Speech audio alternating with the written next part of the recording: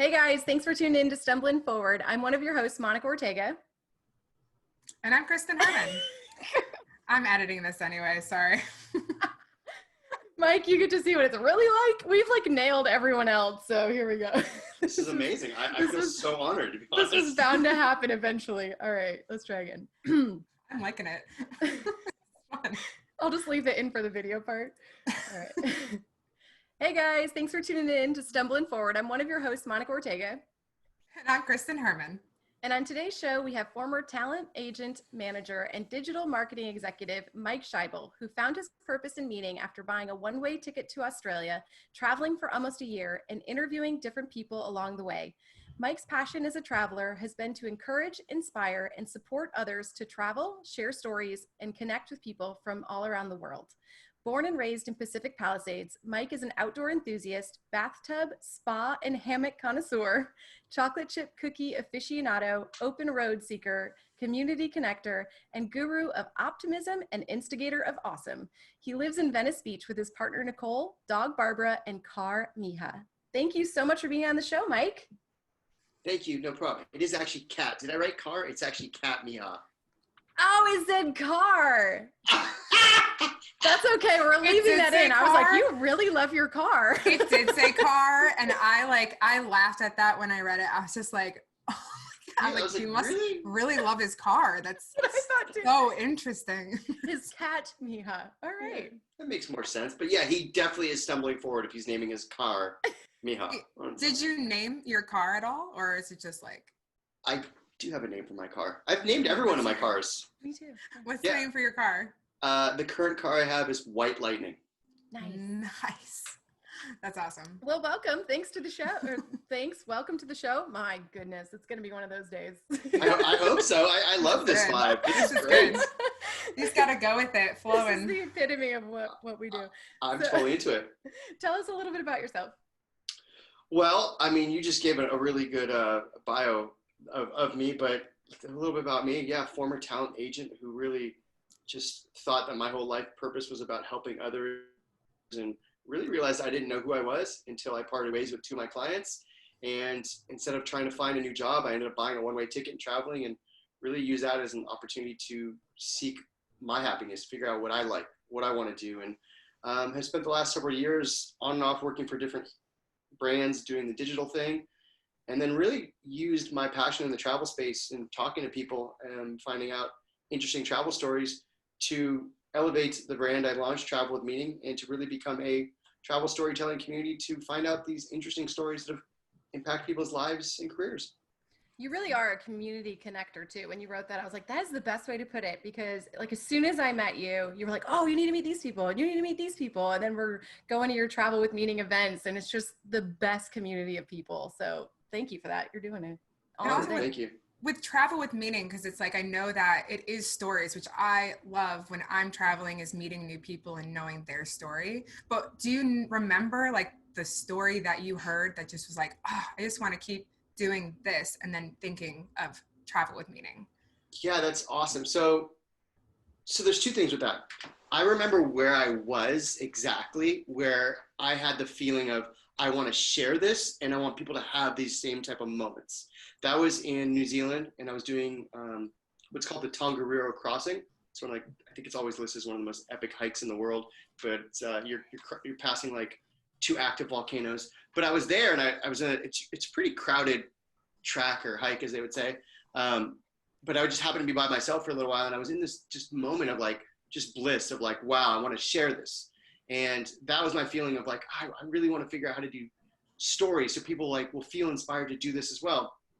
As far as wanting to hear stories from people, it actually kind of happened by a happy accident. Is I was really focused on, how do I tell my own stories? How do I get people fired up on my own thing? And quickly realized it had nothing to do with me and has everything to do with we.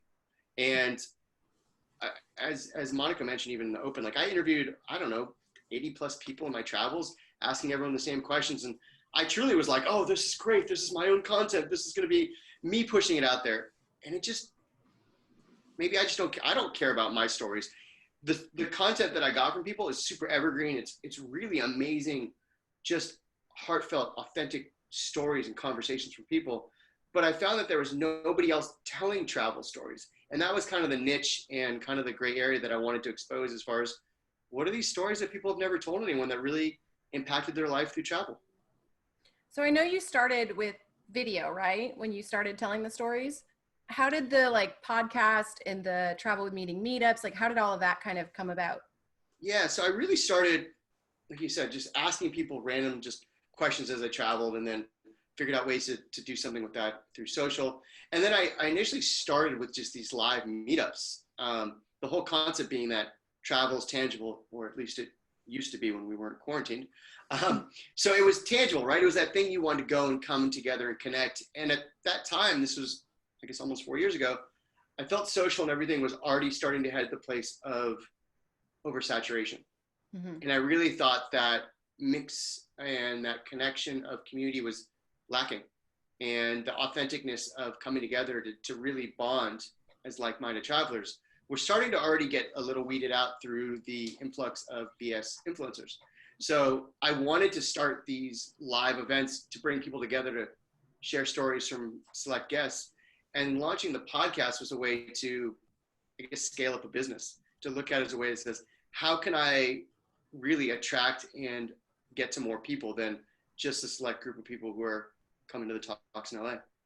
Nice. That's awesome. I love that you have like the community, like Monica was saying, it's just everything is coming together and everyone can meet. So what are some of the mistakes you've made along the way, and like, you know, ways that you would tell someone else to avoid them? Great question. So with that, actually, I'd even written down notes for you guys. Oh. Love it. I love right? notes. Right? So I think that's such an interesting question. So the question you actually said is, what mistakes have you made? So in regards to with travel with meaning, it's one thing. But I think in regards to many projects and things professionally, I think I tend to, just like a lot of people, take on a lot of different things. And I get really excited very quickly. And there's the saying that we all know, it's like stay in your lane. And it's a very like firm reminder for me, just like stay in my lane of what I need to do, what my purpose is, what my goal is. Doesn't mean I won't go over here to do this other event or whatever this is. But I think my biggest mistakes have always been like, oh, hey, that looks good. Let me try this. Or, oh, wait, I can go make some money. Maybe go do this. And so like, maybe I've kind of wavered from here to there and haven't stayed with the one thing. And if you've talked to or listened to anyone, I know people I've interviewed, the key is always just keep going. You find that thing and you just keep going. I don't think I have a solid roadmap, meaning that I think anything all of us are doing now, especially as content creators, there's no real like rhyme or reason for like why you do it. You just do it because it feels good. Whatever your personal goals are for what you want to get to that business, you're just doing it. You're continuing to stumble forward to make it happen. But yeah, I think my biggest mistakes have been like trying to do too much or not prepare enough. So what advice would you have if like, so you take somebody who's multi-passionate, you say, stay in your lane and go forward. Well, over time, you know, we go in waves of like being passionate about something and not being passionate about something. So what if you're going forward and you find yourself in that like downswing of lull of not sure if you should keep going in this direction? Yeah, I think the word you just used is really key. When you're going to find yourself in that downswing, it's going to happen. So once you can already identify that, it's up to you to realize when do you want to come out of it. And so what I say to that is like, you know more than anyone, like if this is your true calling and your purpose and your passion, right? So you're going to have those down days. You're going to have those days where you second guess everything and anything of, oh, maybe I should do this or maybe I should do that. I had a family friend who was working at, maybe this past fall, they were working at Walmart. And I was so depressed because they had a consistent job. And I wasn't, you know, and I was like, oh my God, it just, you know, the life of an entrepreneur, blah, blah, blah. And then I was like, okay, I'm done. Enough of that. Moving on. And so I think it's this key thing of like being able to recognize it and not to get too spiritual or anything, but it's really like the whole power of now, Eckhart Tolle, of like recognizing that shit and being like, okay, cool. I heard you. Thank you. Like move on and sit in that as long as you want to, but it's how you choose to come back to finding that power in yourself and saying like, no, this is where I choose to go. Now, at some point you might say like, what is my plan? Do I want to take this here, here, and here? And And as a professional, you should understand where you do want to go with it. It's nice just to have a podcast or create content, and that's a good way to kind of be as a creative. But is there a bigger goal? Is there something you're trying to reach? And if that's the objective, then have that solidified for yourself. And it doesn't mean you have to get there tomorrow, but you at least kind of want to start to create the manifestation and the intention of it. I love that, because I definitely feel like the end goal is still the same for me, but I have weeks, months, sometimes years of not being inspired. So it's like pushing through that to keep working toward the end goal. That's good advice. Yeah. Staying focused for sure. That's awesome.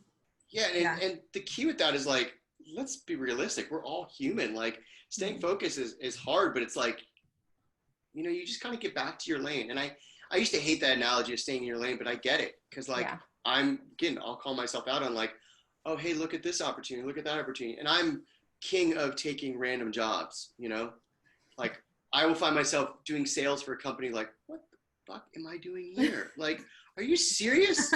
Like, what am I doing here? Making like, what am I doing here? And then I'm like, I thought I needed a job, and then I'm miserable, and then I'm annoyed, and then I'm like, this totally takes me off my path. But if you can spin the positive of like, okay, it just reaffirms that like I didn't need to do this. Totally great. No, go after yourself later. I'm going to go this way. Thanks.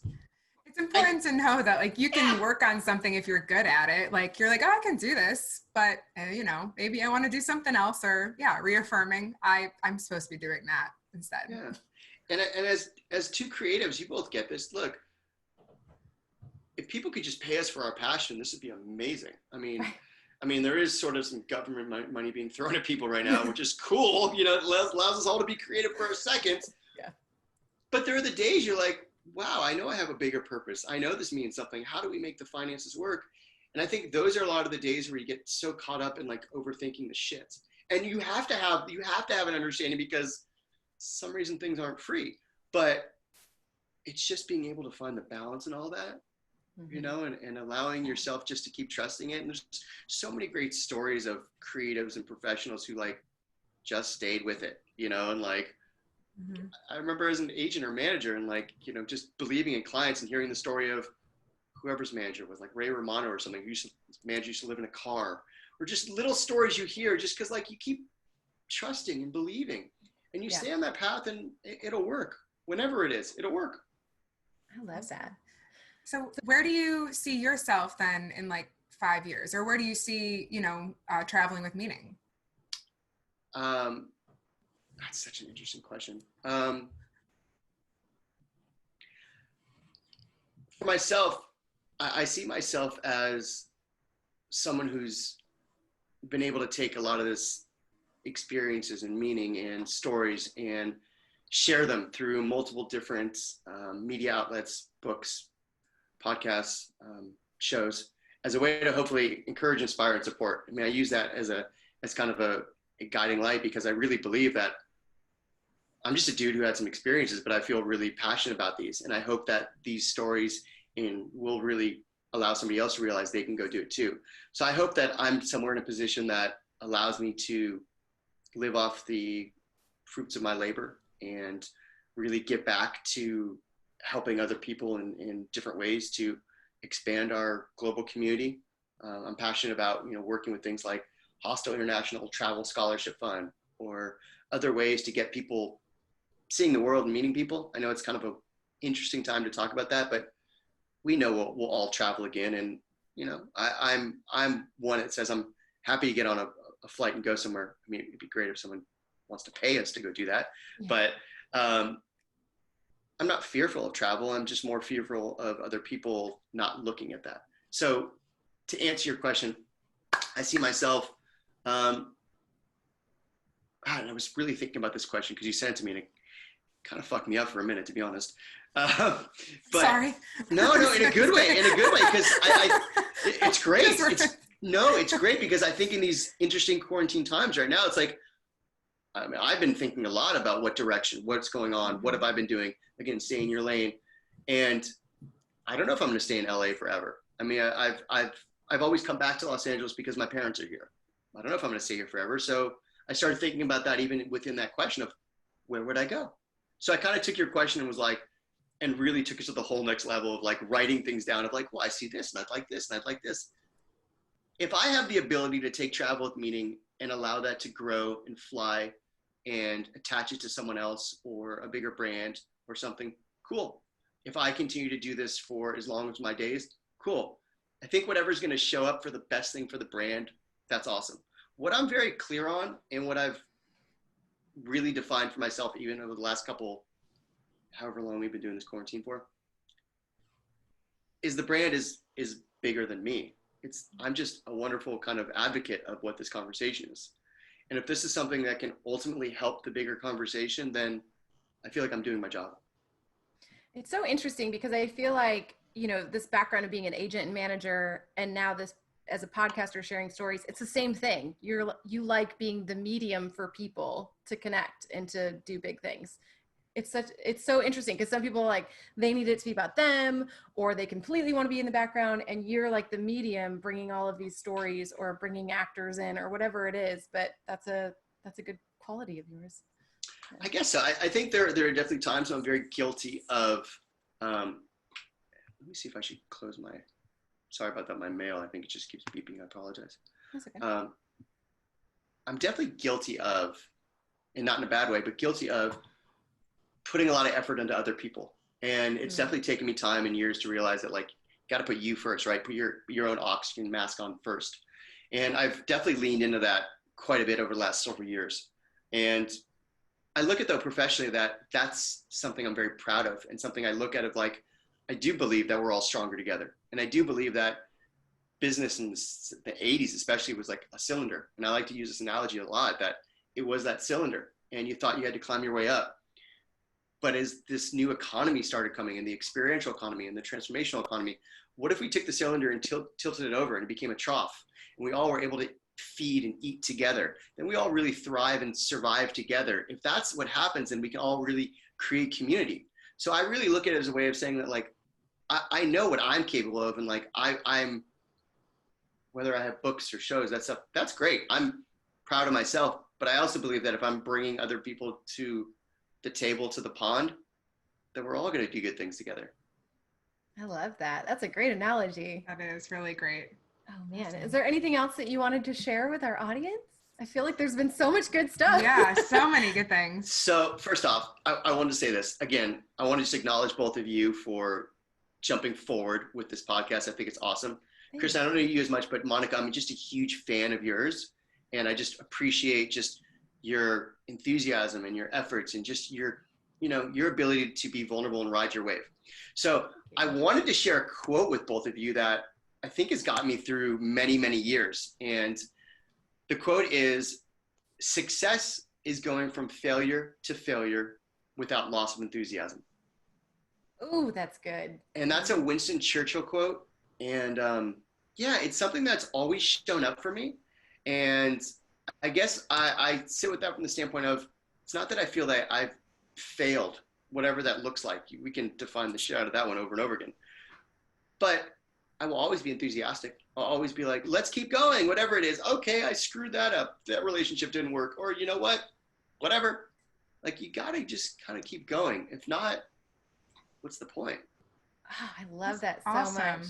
I feel like so many people, like, failure gets a bad rap. But then if you look at anybody who's super successful in their field, they failed a million times before they got to that point, or they've lost 12 businesses. And like, it's owning that, like you said. Oh, I love that. And that's the beauty of like Stumblin Forward, obviously. It's just like showing people that failure is going to happen. No one's going to do it perfectly the first time. And they're learning from each mistake with whatever they're doing, with whatever career they want or ever dream. So I think, it's amazing. I think too many people fail and then call it quits. They're like, I don't like how that felt. I'll just get a normal job.